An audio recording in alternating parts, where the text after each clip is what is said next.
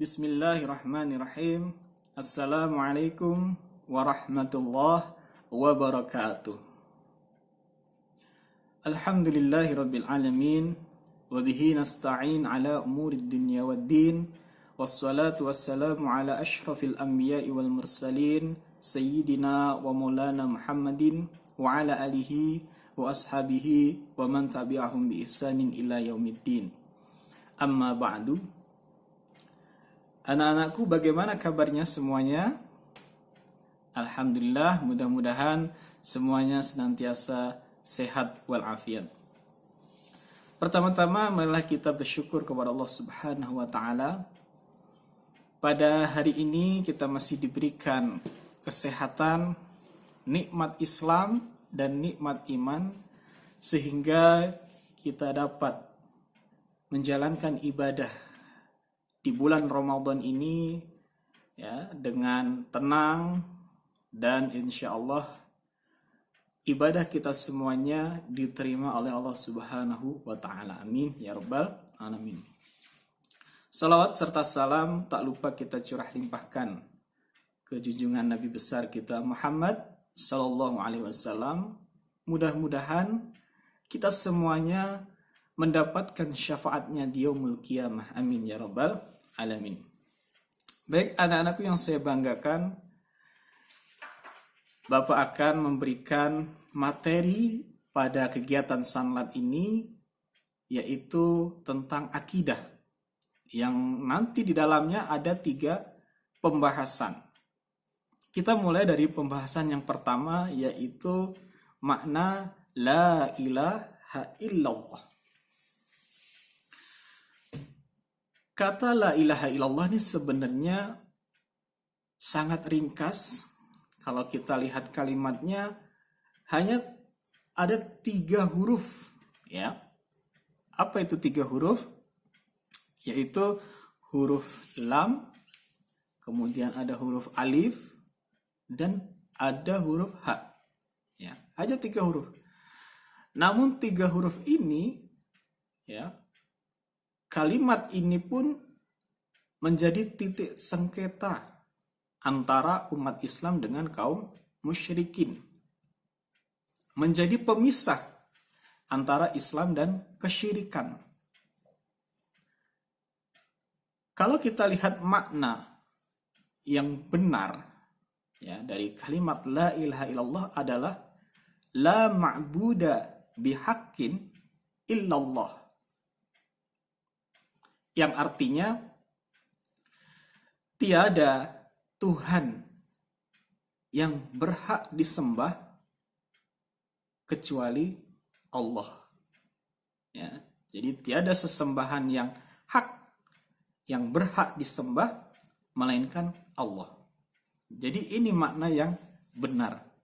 Jadi bukan sebatas la ilaha illallah, tiada Tuhan selain Allah.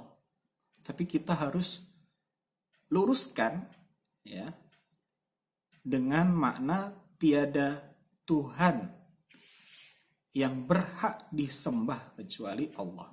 Kalau hanya sebatas tiada Tuhan selain Allah, ini masih kurang benar.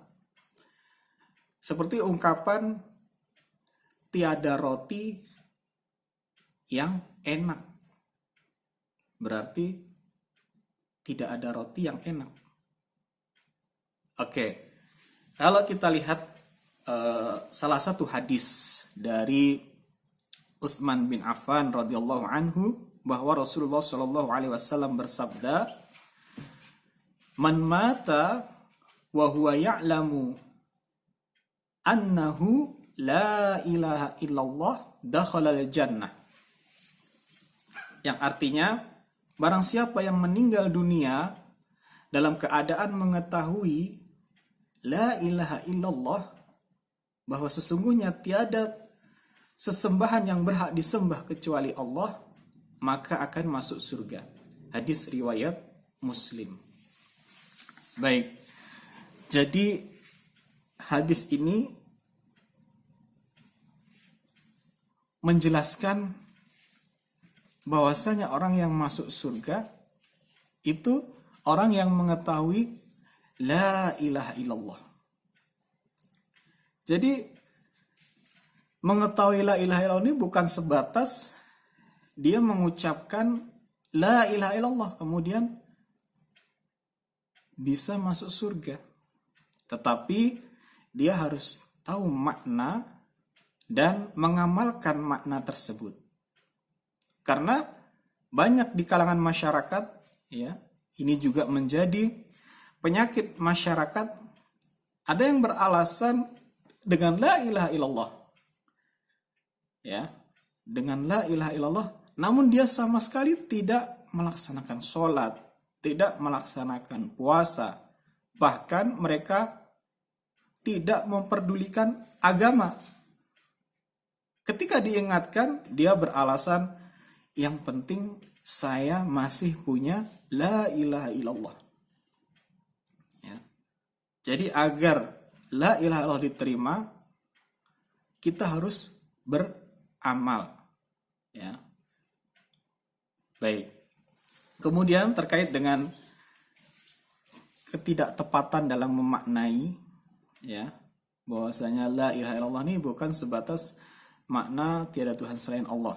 Maka dari itu para ahli bahasa menambahkan di dalam kalimat la ilaha illallah ini dengan kalimat hakun, sehingga menjadi la ilaha hakun illallah, yang artinya tidak Tuhan yang berhak disembah kecuali Allah, yang di awal tadi. Baik, jadi anak-anak sekalian, kita harus memaknai la ilaha illallah ini dengan menerapkan amalan ibadah kita dengan niat kita karena semata-mata Allah Subhanahu wa ta'ala. Sehingga insya Allah kita mampu masuk surga dengan kalimat la ilaha illallah yang sudah kita terapkan amalan-amalannya dan kita memaknainya dengan benar sesuai dengan hadis yang diriwayatkan oleh Imam Muslim dari Utsman bin Affan tersebut.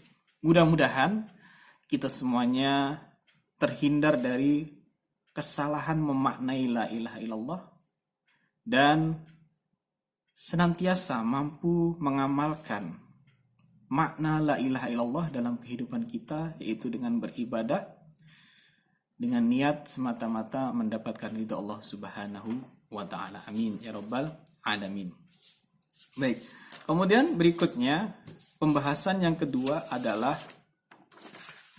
hidup dengan asmaul husna. Ya. Ada sebuah hadis Rasulullah Shallallahu Alaihi Wasallam bersabda, sesungguhnya Allah memiliki 99 nama. Barang siapa yang dapat menghitung atau menghafalnya, maka dia akan masuk surga. Baik. Jadi terkait dengan menghitung atau menghafal Asmaul Husna ini, dalam hadis tersebut memiliki 4 tingkatan. Ya. Yang pertama, menghitung dan menghafal nama-nama tersebut, ya, dari Ar-Rahman, Ar-Rahim, dan seterusnya. Yang tingkatan kedua, memahami makna yang terkandung di dalamnya. Ya, maka tingkatan 2 ini lebih baik dari tingkatan pertama. Ya, jadi kita memaknai kata Ar-Rahman, Asmaul Husna yang lainnya. Kemudian tingkatan yang ketiga yaitu berdoa dengan menggunakan Asmaul Husna. Ya. Jadi ketika kita berdoa mengharapkan rizki, ya, maka kita perlu memuji Allah Subhanahu wa ta'ala dengan nama Allah yang mempunyai sifat pemberi rizki, yaitu Ar-Razzaq. Kalau kita meminta ampunan, maka kita hendaknya memuji Allah, ya, mengucapkan atau menyebutkan Asmaul Husna yang mempunyai makna Maha Pengampun, Al-Ghafur, ya. Sehingga berbeda orang yang berdoa dengan memuji Allah terlebih dahulu, dengan menyebutkan Asmaul Husna dalam doanya, dengan orang yang tidak memuji, tidak banyak memuji, tidak mengucapkan Asmaul Husna dalam doanya, tentu lebih baik kita berdoa dengan Asmaul Husna. Karena sebagaimana orang yang mengharapkan sesuatu kepada orang tuanya atau bahkan kepada temannya, maka pertama kali dia akan memuji orang tersebut. Karena dengan memujinya, insya Allah apa yang kita harapkan akan diberikan. Ya, kepada bapak kita. Assalamualaikum Pak. Aduh, bapak ini kelihatannya segar. Kelihatannya ganteng. Kok kayaknya bajunya baru. Wangi, kemudian apalagi? Insya Allah bapak ini calon penghuni surga. Nah, kata bapak, udah, kamu sebenarnya ada apa? Ini Pak, saya mau minta uang saku buat pergi ke masjid. Di sana ada pengajian. Pasti bapak ini langsung memberikan. Ya, berbeda dengan Assalamualaikum Pak, saya butuh uang nih buat ongkos ke mall. Ya, dari bahasanya saja tidak ada enak-enaknya didengar. Ya, apalagi tujuannya untuk ke mall. Ya, jadi tingkatan yang ketiga yaitu berdoa dengan menyebutkan Asmaul Husna. Ya, tentu dari kita hafal, kemudian memahami maknanya, kemudian berdoanya itu dengan Asmaul Husna. Tentu Asmaul Husna yang mana yang cocok untuk berdoa. Atau bahkan semuanya itu lebih baik. Kalau kita pilih ya sesuai dengan permintaan kita, minta ampun maka Al-Ghafur, ya, agar diselamatkan dari bencana, ya, bisa Ar-Rahman dan Ar-Rahim. Meminta rizki Ar-Razzaq, Al-Ghani, ya. Ya Ghani ya Mughni. Nah, itu juga bisa karena Allah Maha Kaya, ya. Itu tingkatan yang ketiga. Lalu tingkatan yang terakhir yang mungkin ini lebih baik dari ketiga tingkatan tersebut yaitu menyembah Allah Subhanahu wa taala dengan seluruh kandungan nama-nama tersebut. Ya. Jika kita tahu bahwa Allah memiliki nama Ar-Rahim, ya, yang artinya Maha Pemberi rahmat, maka kita senantiasa mengharapkan rahmat atau kasih sayang Allah Subhanahu wa taala. Ya.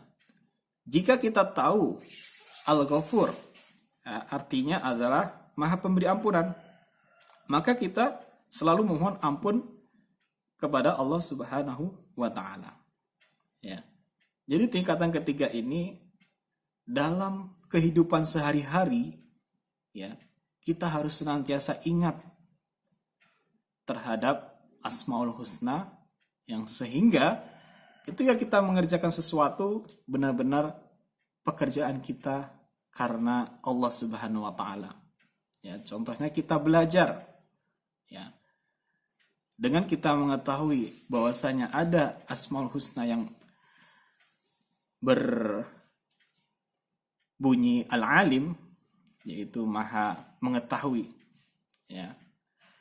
Maka dengan kita belajar karena Allah, insya Allah Allah akan memberikan ilmu yang kita butuhkan.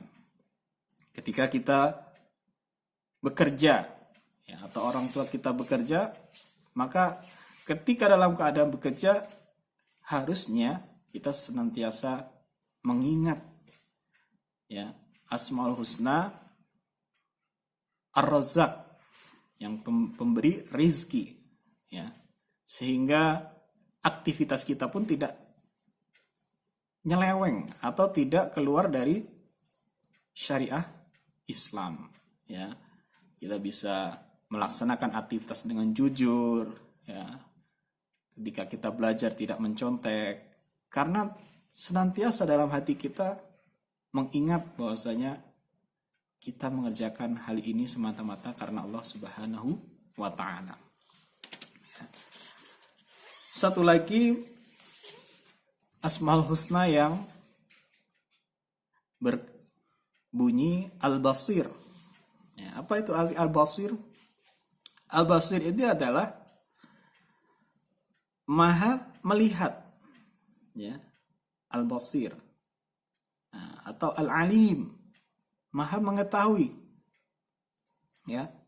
Maka setiap pekerjaan kita selalu kita jaga, kita selalu menjaga perbuatan kita agar tidak mengerjakan sesuatu yang tidak diridhoinya. Nah, jadi yang pertama tadi menghafal, kemudian memaknai, kemudian berdoa dengan menyebut Asmaul Husna. Nah, yang terakhir ini kita amalkan Asmaul Husna dalam kehidupan sehari-hari. Ya, insya Allah hadis yang membuat kita masuk surga ini bisa kita capai. Ya, mudah-mudahan di Ramadan ini, ya, kita bisa menerapkan Asmaul Husna dalam setiap perilaku kita. Amin ya rabbal alamin. Baik anak-anakku, pembahasan yang ketiga, ya, yang terakhir, yaitu terkait dengan menjaga iman di masa kini. Tentu kita merasakan, ya, bagaimana saat ini sangat luar biasa dahsyat ujian dari Allah, ya, selama 1 tahun lebih, ya. Indonesia atau negara kita dilanda pandemi karena virus COVID-19, ya. Maka dengan menjaga iman, insya Allah kita bisa terbebas dari virus COVID-19. Tapi tidak hanya sebatas kita mengandalkan iman, ya. Maka saya akan tambahkan, pada masa kini kita harus mempunyai yang pertama imun, kemudian yang kedua iman, dan yang ketiga adalah aman. Baik anak-anakku yang saya banggakan, dengan 3 I, ya, maaf, 2 I 1 A, ya, atau hampir mirip belakangnya ada N-nya semua, imun, iman, dan aman. Kita akan bahas satu persatu, ya. Imun, ya, tentu kita tahu imun ini adalah daya tahan tubuh, ya, atau kekebalan tubuh, ya. Kekebalan tubuh ini memiliki peranan penting dalam melindungi tubuh dari patogen, ya, seperti bakteri, virus, jamur, dan parasit. Salah satunya adalah virus COVID-19. Nah, maka kita memerlukan gizi, ya. Karena gizi ini memiliki peranan penting dalam menjaga dan meningkatkan sistem imun. Sehingga anak-anakku, kalian harus mengkonsumsi sayuran, kemudian buah-buahan, ya. Baik dari buah yang berwarna kuning, merah, oranye, dan ungu, serta sayuran yang berwarna hijau, merah, oranye, ataupun putih, ya. Kemudian juga jangan lupa selalu menerapkan makanan bergizi seimbang, ya.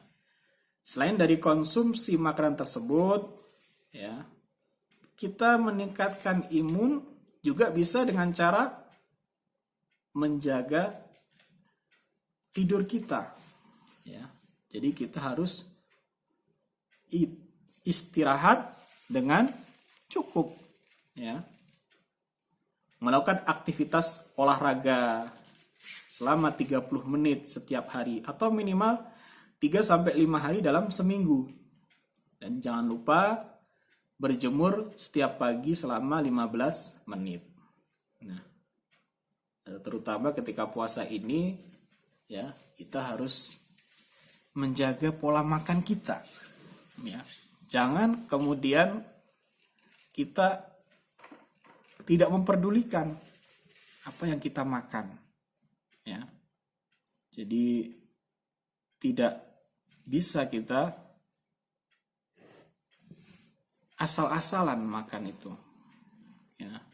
Kalau imun ini sudah jatuh, kalau kita kemudian terserang virus, maka ini akan berakibat kepada iman, ya, bahkan berakibat kepada aman. Jadi iman dan aman ini harusnya saling berkaitan. Kita lihat yang kedua, yaitu iman.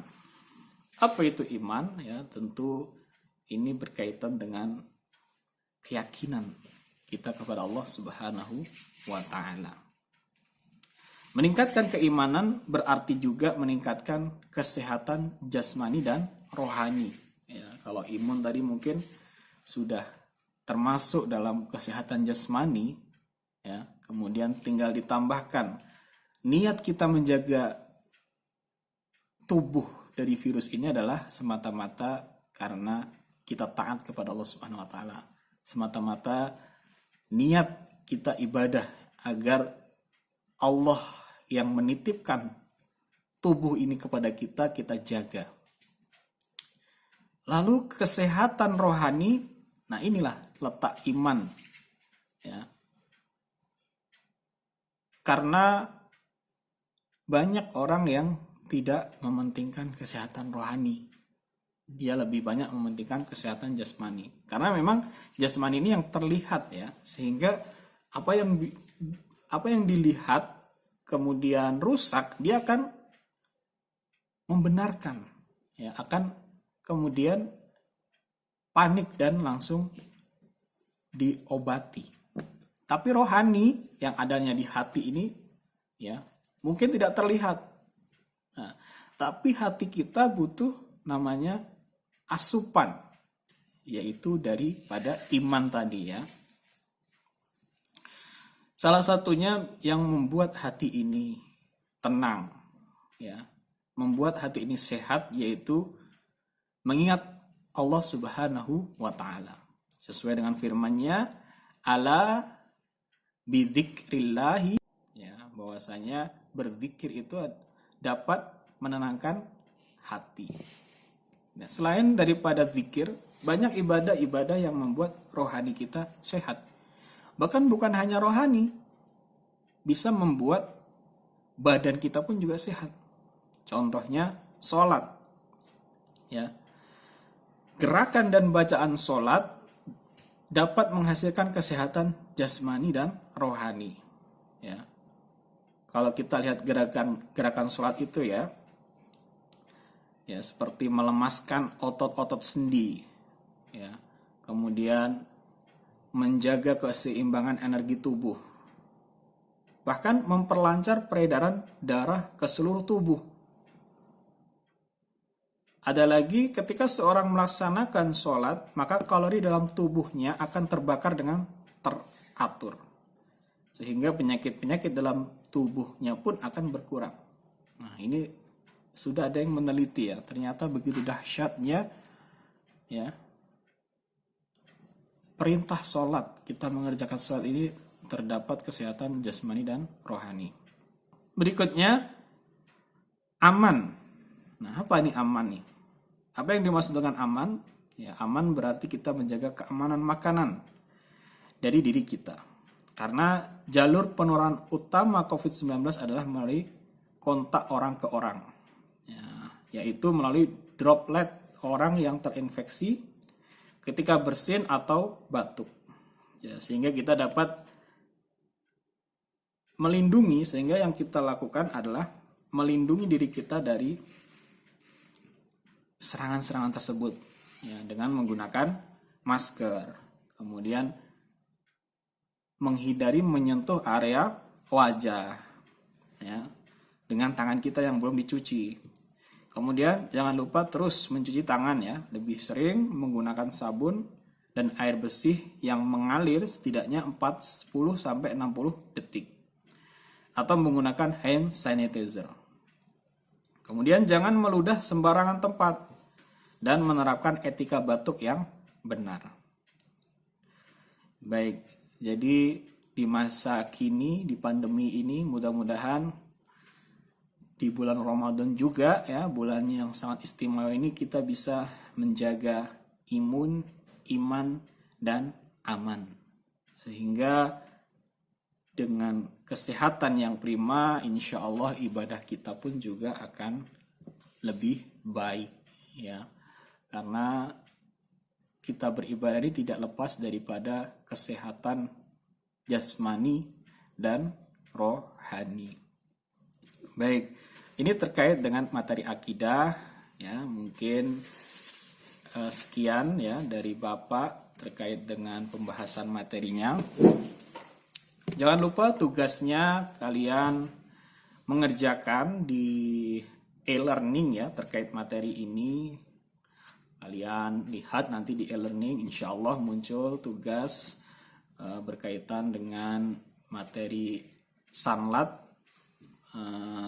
akidah, ya.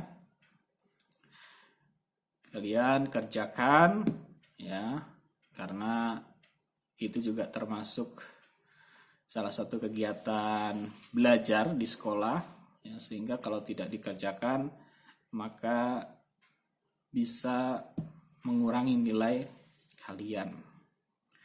Baik, kita akhirkan, ya. Mudah-mudahan apa yang kita laksanakan, mudah-mudahan kalian yang mendengarkan sampai akhir senantiasa Allah berikan pahala yang sebaik-baiknya. Amin ya rabbal alamin. Baik, terima kasih atas perhatiannya. Wallahu muwaffiq ila aqwamit thoriq. Wassalamualaikum warahmatullahi wabarakatuh.